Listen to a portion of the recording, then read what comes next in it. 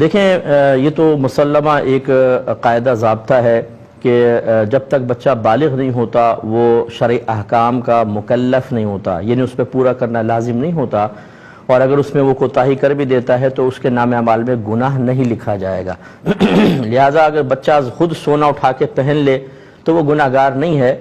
لڑکا اگر پہن لیتا ہے، بچہ پہن لیتا ہے تو گناہ گار نہیں ہوگا کیونکہ ابھی مکلف نہیں ہے۔ لیکن اگر اس کے گھر والے اسے قصداً پہناتے ہیں تو یہ تو لڑکے کو یعنی مرد کو سونا پہنانا گناہ ہوتا ہے، تو وہ تو مکلف تھے، اس لیے بچہ گناہ گار نہیں ہوگا۔ اگر بڑوں نے پہنایا ہے تو بڑے گناہ گار ہوں گے۔ اب یہاں تو بچے کا مسئلہ ہے، ہمارے یہاں تو شادی بیاہ کی رسومات میں سونے کی انگوٹھی پہنائی جاتی ہے، اور پہنانے والی بھی بعض اوقات نامحرم عورتیں ہوتی ہیں، تو یہ بالکل غلط ہے، اس رسم کو ختم ہونا چاہیے۔ لڑکے کو اگر انگوٹھی پہنائیں تو چاندی کی پہنانی چاہیے، اور اس میں نگ لگا ہونا شرط ہے، ایک انگوٹھی ہو اور 4.5 ماشا سے کم وزن کی ہو۔